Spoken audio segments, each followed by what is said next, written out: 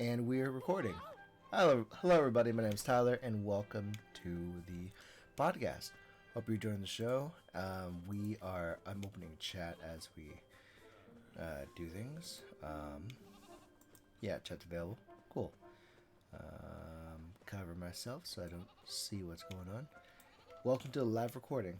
As of right now, I'm streaming a. What is the word? Mobile game.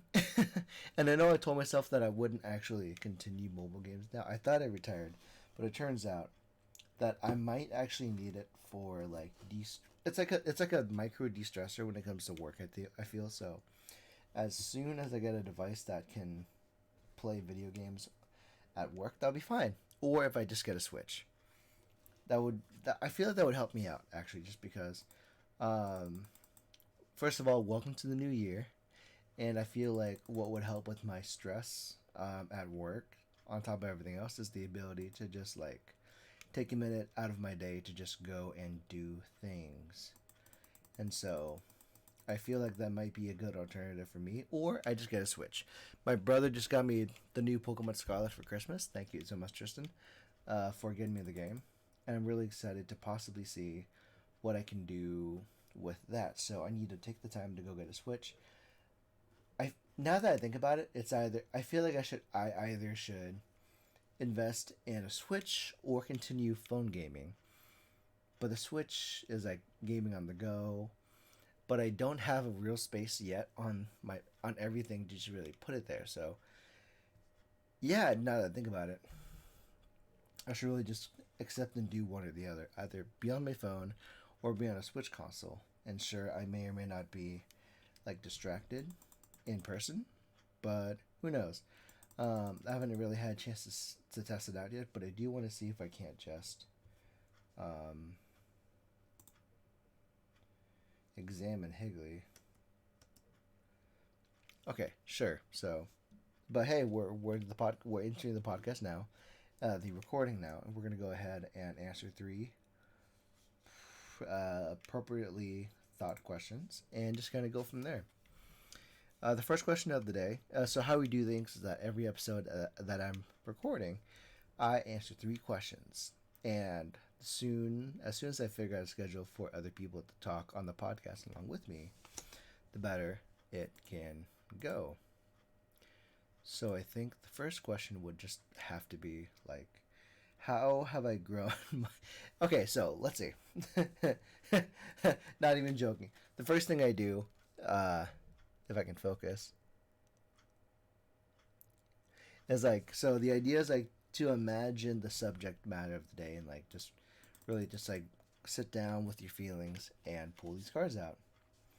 The great prompts and stuff like that. And so one of the questions that came from the deck that I shuffled, because I don't repeat questions, I'm making sure that this is the deck of the past cards I've used during the podcast, and I don't want to repeat questions. And so my idea is to make sure that I don't repeat. But the first question is kind of fun as a part of the new year.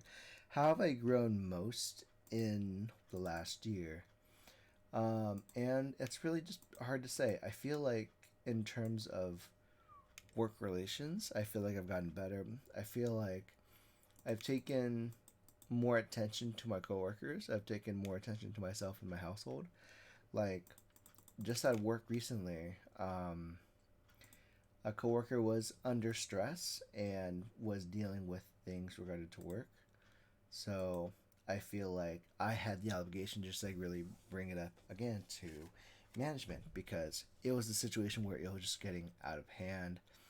I was aware that they were getting stressful. They were getting stressed, and working conditions was not really good.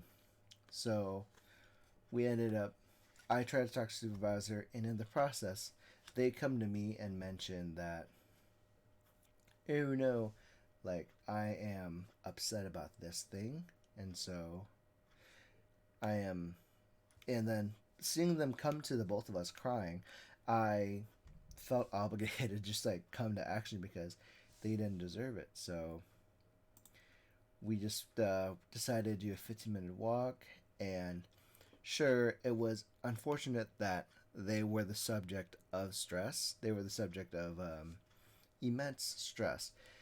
It became a situation where I was able to be, I was able to look out for my coworker, and we were able to do like a quick 15-20 minute walk out together and just take care of each other, take care of them, and addressing their issues is one of the important parts. And addressing other people's issues, being more selfless, is something that needs to be done more often. And I feel relatively proud that I was able to be accommodating.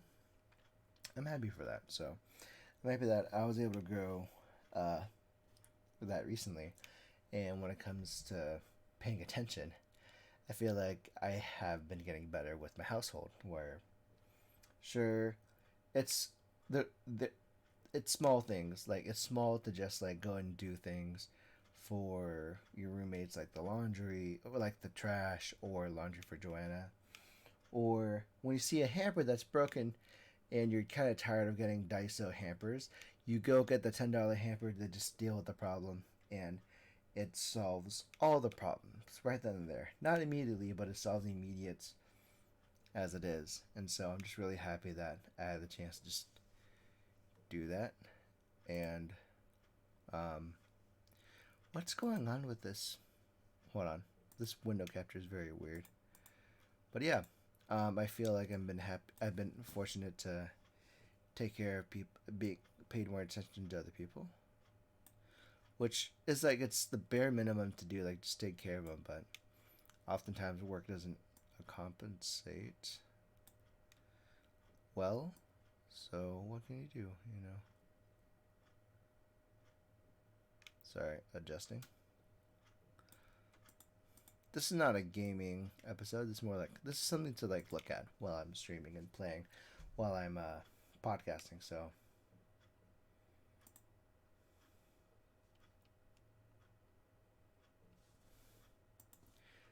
it's just something that to really take apparent like attention of.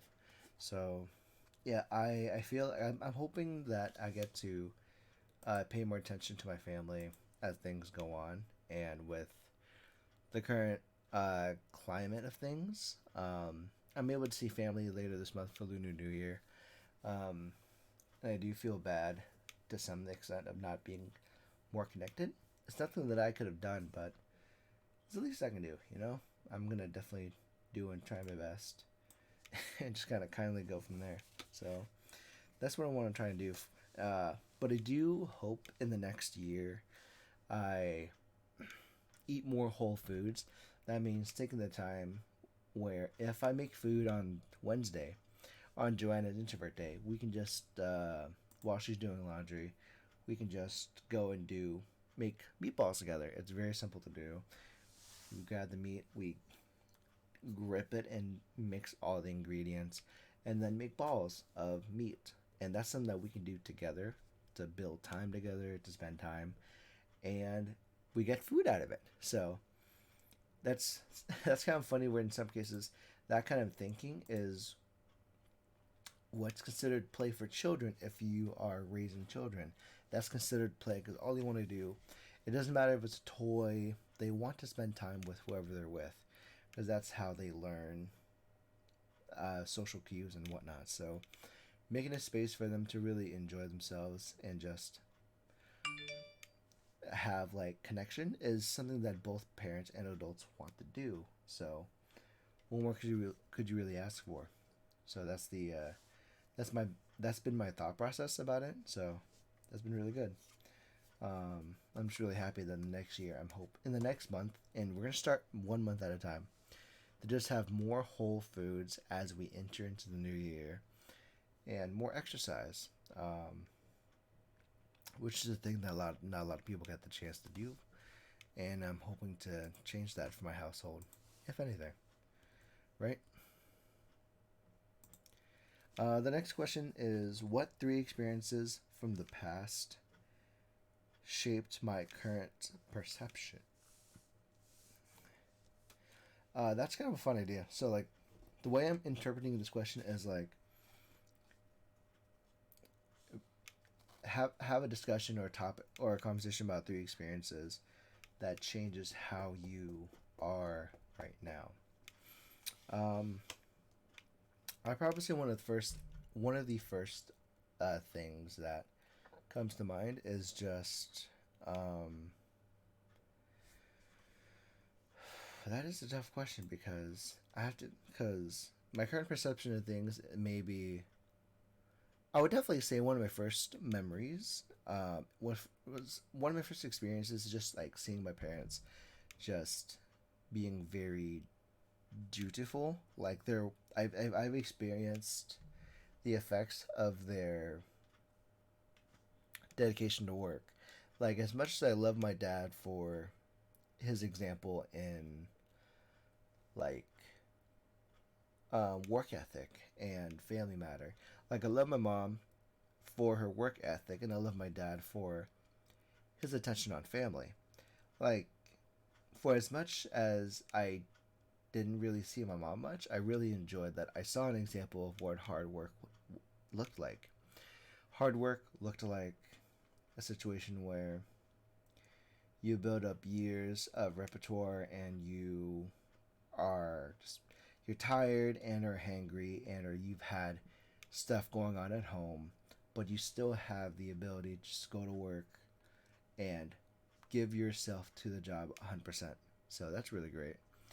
But at the same time, what she lacked in showing what a parent at home could have been. My dad showed me his ability to pay attention at home and whatever's missing at home, he made sure to take care of. And I do remember there was a time in grade school where my dad was almost because there was no one at home to watch the both of us. My dad was kind of forced to take time off of work to go home, pick us up, then take us back to the airport. And his place of work at the airport was was concessions, sure, but at the same time, it was within view. He was within view of us all the time. I really love that he was in view of us all the time, and to the detriment of my dad. Once in a while, his coworkers, if not him, would give my brother and I like soft serve to like like mull over the time that we were there. And then when he was done with work, we would just go home with him by the end of it. So when we were at the airport, we'd be either playing around or we had our favorite toy, our Game Boy, and we would just sit there and just be within the space. And we were with my dad, so I was happy that he was able to find a way to spend time with us, despite like my mom's busy schedule of working and having that work ethic of being at work and doing the things that she had to do if it meant uh, betterment of the family. So I couldn't have asked for more. So I'm very thankful for that. And I do admit there are times where I do wish that I saw more of my mom because as I grew older and older, my mom was becoming more disconnected from my brother and I. And it just sucks that despite everything that she worked hard for, she never knew how to connect with us. And so it became a situation to where she got really upset about, um, I think the last vacation we had as a family, we went to the Northeast and we did a like Northeast tour around New York City, New Jersey, Jersey, and so forth. And for as much as she tried to enjoy the time with us there was a point where she got so stressed out about everything and anxiety that she kind of said like, "Yo, if you don't like what's happening, how we're dealing with things, how we're eating, if you don't like the food we're having here, we can just leave." And well, the experience wasn't going the way that she wanted to. Like the tour guide had to just take care of like 30 plus people like a teacher, and she wasn't getting her needs met when she didn't understand that she wasn't the focus. So it kind of showed, it kind of like ingrained like kind of a core memory that I have to be polite to anyone and everyone. Otherwise, I would end up making the situation would just end up being worse. I wasn't so polite.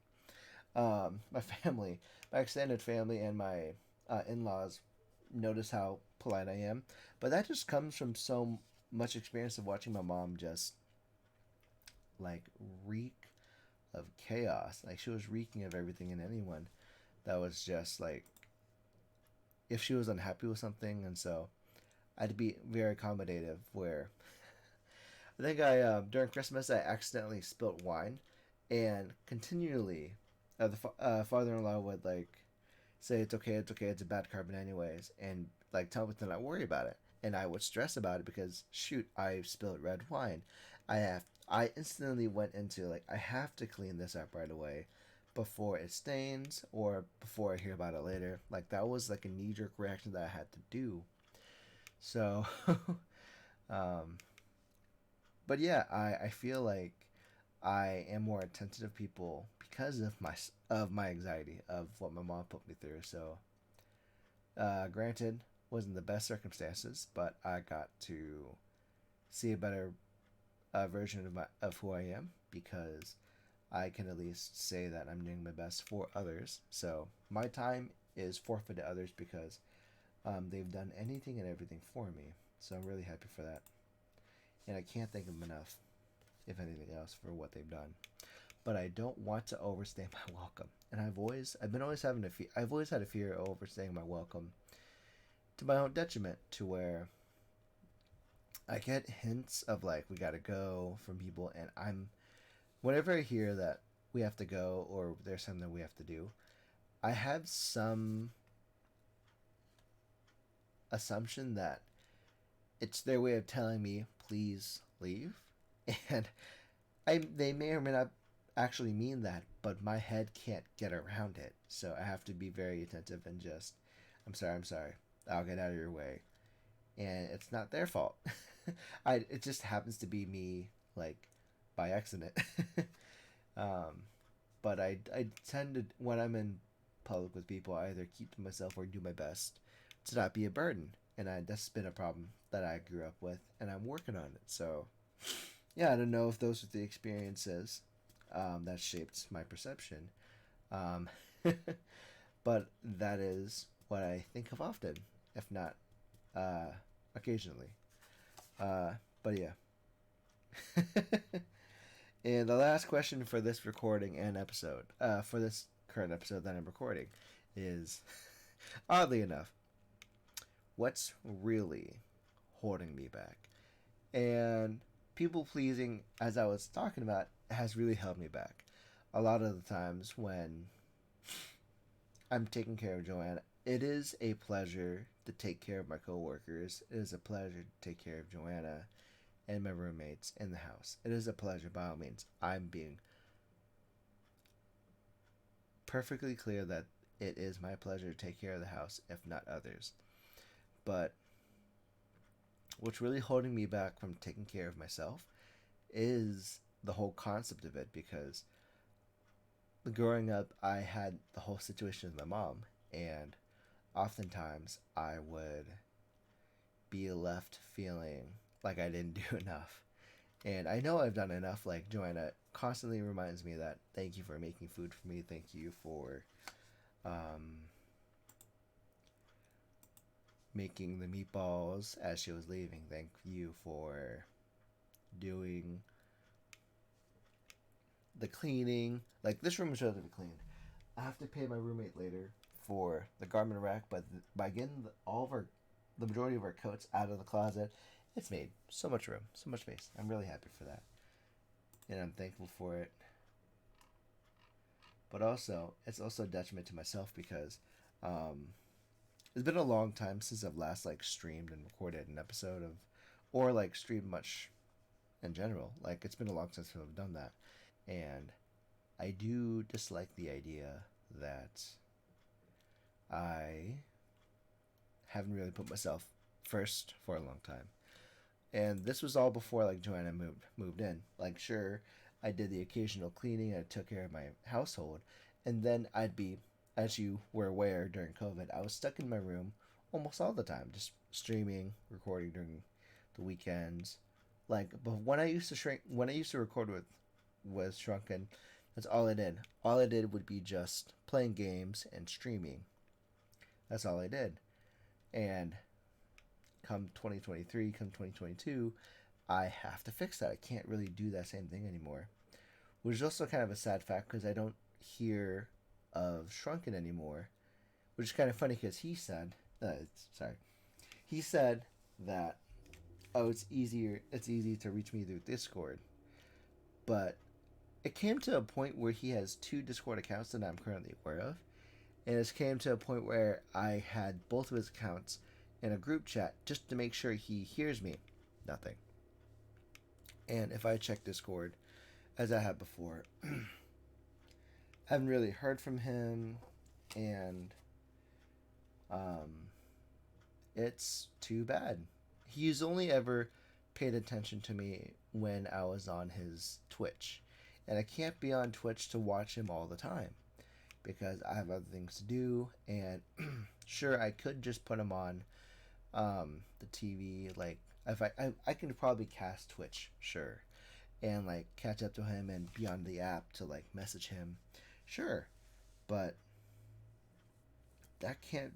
But sometimes that can't just be the only way of me talking to you, and I'm not very happy that that's how I would connect with them. So it does hold me back sometimes when I'm people pleasing, but there are some boundaries that I can't cross anymore, and I do understand, just hey, what's going on here? But I do want to be in a situation where I see more of my friends. So, um, in the past year, I feel like I haven't seen much of my friends, but I did get to travel so much more. Last year, I got to travel to Texas, to California, Disneyland, and so forth, and I'm really happy for that. And so, what's coming up this year? I'm hoping to plan more lunches with friends that I haven't really seen. I'm hoping to make more whole foods, if not like plan, hey, you want to get lunch later this week, later today, and just I miss you. Let's have lunch. And I want to do them more often, like this year. That way I stay connected. And I want to be more connected with my friends.